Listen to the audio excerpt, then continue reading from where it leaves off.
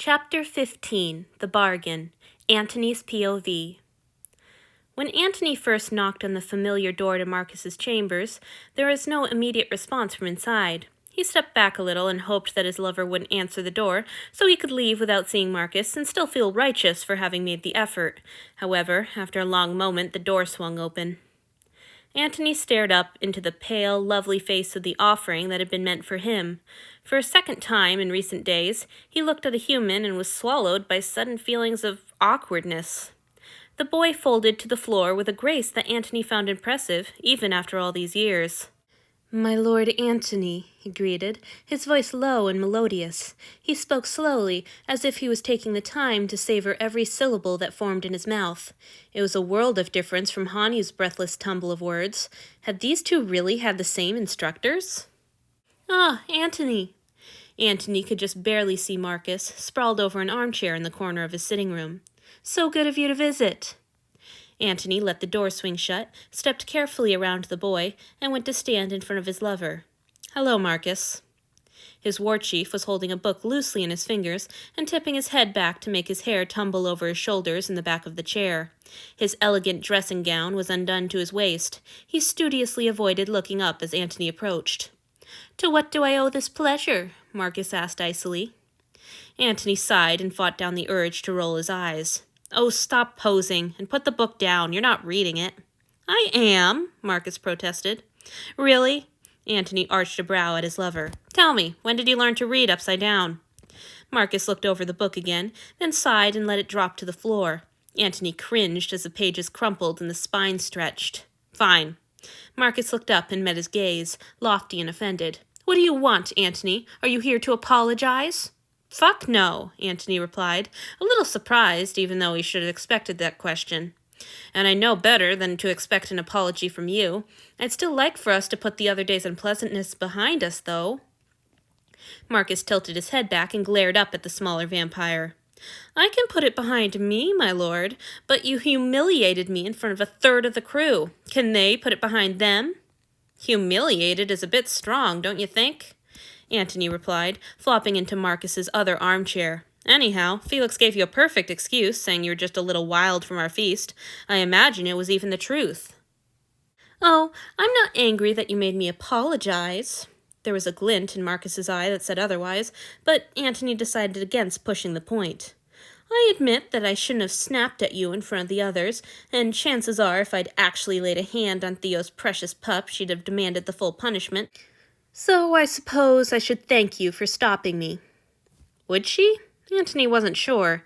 He thought Theodora would probably have meted out her own justice in the moment, but not pursued anything more public. She was wary of rousing Marcus's spiteful side, as Antony realized he probably should have been as well. It had been a long time since he'd had to deal with more than one of Marcus's minor snits, which he had hoped this would prove to be, and been reminded of just how vicious an angry war chief could be. "What angers me," Marcus continued, "is the fact that you handed the woman over to Theodora and ruined my trade." "Is that it?" Antony was only further confused by the complaint. "She was supposed to be a gift, not a bargaining chip. Anyhow, why do you want her offering so much?" "I hate to see a luscious little thing like that being wasted on Theo," Marcus said. "It's none of your business what she does with what's hers," Antony argued. "Anyhow, you can't be bored already. We just got them. You were gushing about your boy only a few days ago." "Of course I'm bored with him. Variety is the spice of life, Annie," Marcus sighed. "And we have an awful lot of life to spice." "It's your own fault no one will share with you," Antony said. "You've got a reputation for being too rough. Most of them don't want to wait a month to fuck their humans because you got carried away." Marcus looked up at Antony, a calculating gleam in his eyes. "You don't fuck yours. Would you consider—" "No!" Antony snapped. Oh no. Now he'd done it. Antony knew immediately that his tone had been too harsh, his response too fast, his face too savage. He could almost see Marcus turning over this new piece of information in his mind to see how the light played on its various facets. "I see," his lover said at last. "Are you finally making proper use of your offering, then?" "I'm not fucking the filthy creature." Antony knew he was overcompensating, but what else could he do? "I just don't want him broken." Marcus didn't stop peering into Antony's face as he lifted a hand and snapped his thick fingers. There was a rustle of fabric, and the boy glided over to them and bowed low. Antony had forgotten he was even there. He wished he hadn't made Marcus say out loud that he was bored with his offering.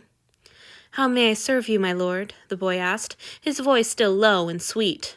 "Strip," Marcus ordered. "I want Lord Antony to see what he's missing since he picked that blonde ragamuffin over you."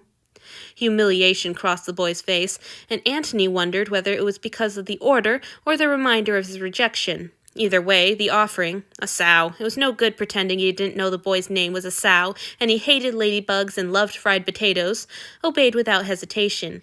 He reached up and pulled his shirt over his head, then shimmied out of his trousers and small clothes with practiced, graceful seductiveness. Antony barely noticed the expert eroticism Esau was layering into his performance. He was too distracted by the rainbow of finger-sized bruises and hand-shaped welts that coated the boy's entire body. They wreathed his wrists and ankles and neck, they speckled his arms and shoulders and thighs, and when Esau turned on his heels to give him a saucy little spin, Antony was barely able to hold back a wince at the state of his ass cheeks. "Fuck, Marcus," he said, once he was sure that he could manage to sound only mildly annoyed by the display. "Are you even trying to keep from breaking this one?" "Oh, Annie, you know yourself that they're so easy to break," Marcus purred. He hadn't moved his eyes from Antony's face even once during Esau's performance, and Antony could only hope that he hadn't given away as much as he feared. Esau was posing now, cocking his hip and crossing his arms behind his back to show off his poor, abused body. There was a kind of understated pride in his bearing that made Antony suspect he saw the bruises as badges of honor. Antony's stomach hadn't held bile in 1,000 years, but he could have sworn he tasted it now. Marcus snapped his fingers again and pointed to the floor in front of him. Oh no. Antony schooled his expression to flatness as Esau dropped to his knees where he stood and crawled from there to kneel between Marcus's spread legs. He reached for Marcus's robe, smiling, but the vampire slapped his hands none too gently away. "No hands," he ordered, and the boy obediently crossed them behind his back and used his nose and mouth to push the fabric aside. Once Marcus's cock was exposed, he swallowed it down to the root without hesitation. Antony tried his hardest to look bored as Esau suckled devotedly on his lover's dick. He didn't have a choice. Marcus was still staring directly at him. "He's really not half bad," the bigger vampire said conversationally, as soft slurping noises rose between his legs. "Then why bother with the others?" Antony asked. "He was the most advanced offering, so the rest of them will only disappoint you." Difference isn't disappointing. I'm sure yours is as different from mine as he could possibly be." Marcus smiled lazily. Fuck. Marcus had scented blood. He'd keep pushing at the issue of Hanyu until Antony could persuade him that he didn't care about the boy. That was going to be difficult, because the thought of Marcus bruising Hanyu like this made him angrier than he'd been in a long time. "Are you sure you can't be persuaded to share him?" Marcus pressed. "Your description of his behavior was so intriguing. I'd love a go at someone clumsy and stupid, if only for a change." "You wouldn't." Antony made his voice cold. "The pest chatters constantly. He'd drive you half mad." "I could quiet him easily enough," Marcus insisted. His face relaxed into a casual malice that made Antony feel cold in the pit of his belly. "The trick is to fill the mouth." As he said the last word, he suddenly canted his hips up and brought a hand down on Esau's head, shoving him down. His cock battered the poor boy's throat without warning, and predictably enough, Esau choked, gagged twice, then vomited. The sharp stink of it assaulted Antony's senses. The boy tried desperately to swallow down his sick, but a little leaked from his swollen lips as Marcus cried out and raged.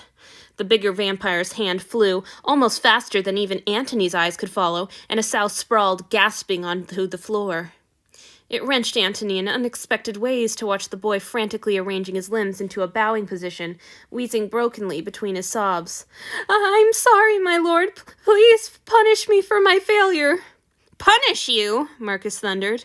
He grabbed Esau by the hair and dragged him up to his knees, then wiped his vomit-splattered dick on the boy's tear-stained face before shoving him back down.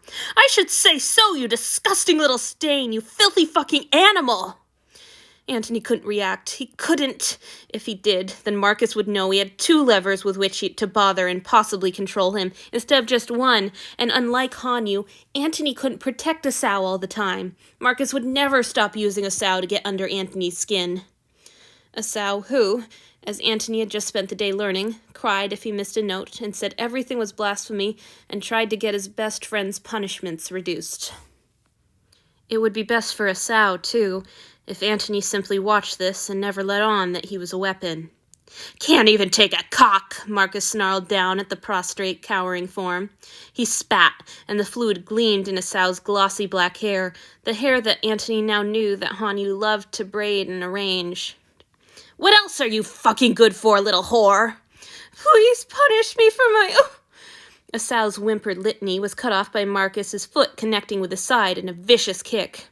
Antony couldn't stop this.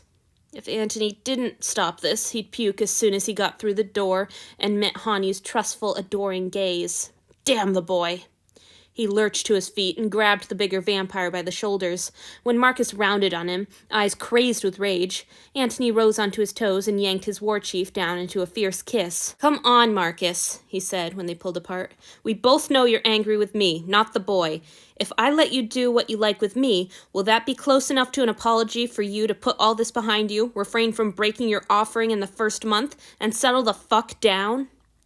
Marcus's wild gaze turned cunning and almost delighted. He smiled down at Antony and stroked his cheek with a tenderness that felt 1,000 miles away from the triumphant gleam in his eye. Shit. "Whatever I want," he purred. "Such a generous offer, Annie." Usually, Antony begrudgingly enjoyed the nickname. Just now, the way Marcus's tongue licked over the syllables made him feel a little ill. He kept his face impassive and even managed to roll his eyes. "I'm tired of your sulking. If roughing me up a little will break you out of this tantrum, it'll be worth it. We have a ship to run, you know." Marcus grinned in a way that had Antony reminding himself that he was immortal. He healed quickly. He was going to be all right. He could certainly take the force of that malice better than Asao could. "Here or the bed?" he asked, working to keep his tone level. The bedroom. That's where I keep all my toys, after all." "Right, of course." Fuck. He noticed that he kept mentally cursing in threes, as if his mind was trying to supply the frantic, rhythmic pounding that his heart no longer could. "Well, have your pet clean himself up and go somewhere else for the night, will you? I don't want a human listening to us. It's creepy." "Of course." Marcus kept his knowing eyes on Antony's face. "You heard Lord Antony, boy. You're dismissed for the rest of the day. See if the kitchens will take you until tomorrow." "Thank you, my lord," Asao rasped. Antony didn't dare glance down at the boy as he led his lover to the bedroom. If those words had been meant for him, he thought he might break. Hanyu's POV. Hanyu waited for Lord Antony for the rest of the day. When the bells tolled, signaling that night had fallen, he realized that the god probably wouldn't be returning until morning, so he washed up and went to bed. Hanyu didn't know how much later it was when the door opened, but he woke to the sound of its bulk crashing against the wall. "My lord?" he quivered, sitting bolt upright on his cot. Surely no one else would dare to crash into Lord Antony's rooms without permission. "Yes, it's me." The voice that came from the sitting room was hoarse and low and expressionless, but it was still recognizable as his master's, and Hanyu relaxed. "I'm sorry I frightened you." "Not at all!" Hanyu kicked free of his blankets, got to his feet, and paddled out to the sitting room to greet the god properly. He stole his habitual glance at Lord Antony before sinking into his bow, and this time the sight shocked him enough that he stopped before he could kneel, gaping openly at the god. Lord Antony, and this was certainly blasphemy, but Asao wasn't here to scold him, looked like shit. The god's fine clothes were rumpled. His hair was a tangled mess, framing a face that looked wan and miserable. The skin around one of his eyes was puffy and red, his lip was split, and there were bruises around his neck. He slumped against the doorframe as if his legs could barely hold him up, and the hand that braced him against the wall was shaking. "Holy shit, Antony, what happened?" Hanyu gasped. The god's eyes flicked up, less silver than steel in the torchlight, and Hanyu felt his insides collapse as he realized what he just said. Heart thudding in his throat, he threw himself on the ground. "I'm so sorry, my lord. Please forgive me. I'm your humble, obedient slave, and I meant no disrespect." Hanyu forced himself to stop babbling, inhale, and remember what he'd been trained to do when he made a real mistake. He breathed out and said timidly, "Please punish me for my failure." Lord Antony made a soft, strangled noise. Then there were a few stumbling steps and a heavy impact a few inches from Hanyu's head. He didn't dare peek to discover the source, but it became clear enough when powerful, chilly, shaky hands settled on his shoulders and drew him up. Lord Antony was kneeling in front of him, and he looked even worse up close, but his eyes were fierce as he glared up at Hanyu. "Don't ever say that again," he almost snarled. "Maybe I'll have to punish you sometime, but I don't want to hear you fucking asking for me to do it. Understand?" Mute with terror, Hanyu nodded weakly. What was his master going to do? He knew that punishments varied from one god to another, and they'd been told to expect all kinds of things. Would it be a loss of meals? No, Lord Antony had said he wouldn't punish him by depriving him of food or sleep. Would it be corporal punishment? The thought was terrifying in view of the god's strength, but Hanyu would simply have to trust that Lord Antony wouldn't go too far and break him. What about humiliation? Or isolation? He hoped it was anything but isolation. Good. All the ferocity seemed to go out of the god, and he released Hanyu's shoulders and slumped back on his knees, his own shoulders going limp. "I'm not going to punish you for that, though I'd have to if you did it while anyone else could hear." Hanyu shouldn't have been so relieved. Probably he wasn't being punished because his master didn't find him important enough to bother with correcting his behavior. Nevertheless, he felt the buzzing panic in his mind abating just the smallest bit. "I understand, my lord. Thank you for your mercy," Hanyu pushed out through trembling lips. "Please, I'm so sorry, my lord. I don't know what happened. Even in my own mind, I never—" "Hanyu." There was no snarl in Lord Antony's voice anymore, only weariness.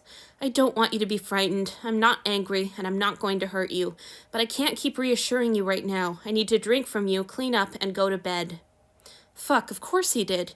The god looked terrible, and he probably felt even worse than he looked, and Hanyu was being selfish to keep taking up his energy because of his own mistake. He needed to control his own panic and serve his master, as he was supposed to do. "Of course, my lord," he whispered, trying to relax his body. "I'd be very grateful to serve you." Hanyu tilted his chin back to expose his neck, and Lord Antony sagged forward until his fangs found their accustomed place. He was leaning much closer to Hanyu than he usually did when he drank, with his hands pressing lightly on Hanyu's shoulders and his chest leaning into his offerings. Some of Hanyu's fear faded into pleasure as his god clung to him, almost like a lover. It nearly felt like an embrace, and Hanyu couldn't help leaning into it.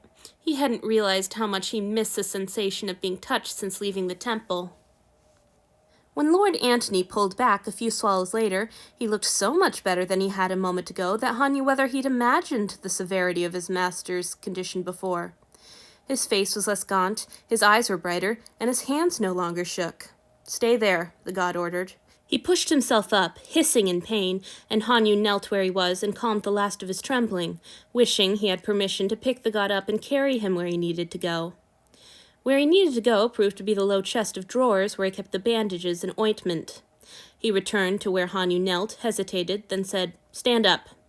When Hanyu obeyed, Lord Antony stood on his toes to reach up and apply the salve and bandages to his neck. Hanyu always loved to feel the god's fingers against his neck for this part of his feeding ritual, but tonight he wished he'd thought to offer to do it himself. "I'm going to wash up," Lord Antony said once he was finished. "You may go back to bed if you want." "Please, my lord, if you would be so kind as to permit it, may I attend you?" Hanyu asked timidly. "If you like," Lord Antony said tonelessly, and turned to go to the washroom. Once there, the god sat on the edge of the tub while Hanyu filled his basin from the pitcher of water left by the servants earlier in the day.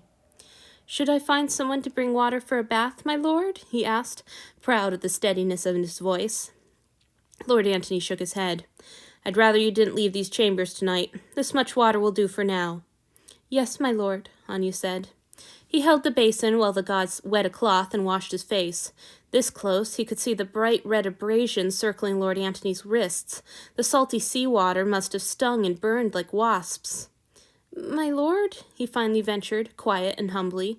Tired silver eyes lifted to his. "Yes," his master prompted, when it became clear that Hanyu was not going to speak without direct permission. "Please forgive my intrusion, but may I ask what happened?" Lord Antony sighed. "Marcus and I had an altercation a few days ago. Tonight, we resolved it." What kind of a resolution left one party looking like this? Hanyu didn't dare ask the question aloud, but the god must have seen it on his face, because he sighed. We had some very rough make-up sex. It's not the most elegant solution for a disagreement, but for someone as carnal as Marcus, I've always found it to be the quickest. Oh! Hanyu felt himself flush. Lord Antony let out a breath that could almost have been a chuckle.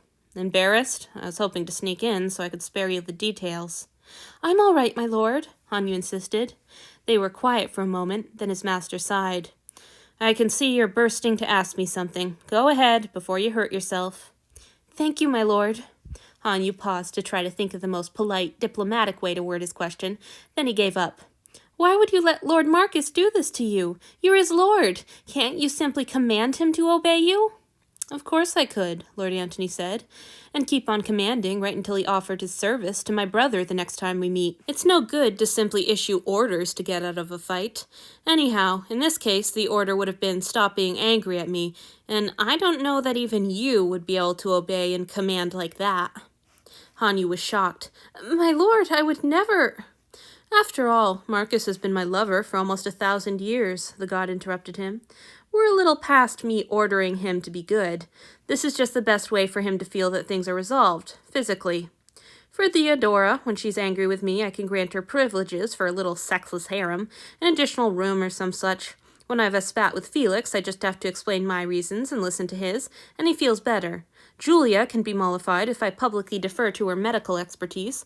I got a strategy for each of them for the times when their pride is truly hurt and they've begun to resent me. This is just what works for Marcus. Hanyu couldn't help but feel that there was a significant difference between making up with a conversation or a boon and allowing oneself to be wailed on, but he supposed that the doings of God were beyond his understanding. After fucking up so royally before, he was hardly going to question his master's wisdom right now. Lord Antony had finished washing his face. He reached for the ties of his shirt, then glanced at Hanyu and hesitated.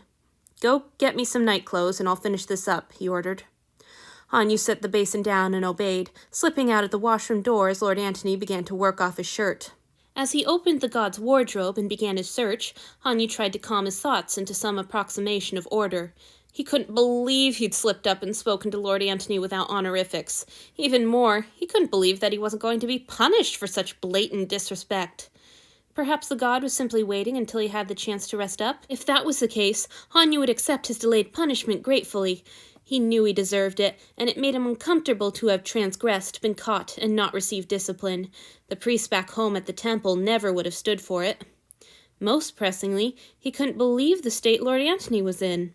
He wondered if Lord Marcus looked this bad. Was Asao helping patch him up as well right now? Asao was probably allowed to clean the wounds himself instead of just holding the basin like a shaky, fleshy table, and he probably wasn't sent from the room before Lord Marcus stripped.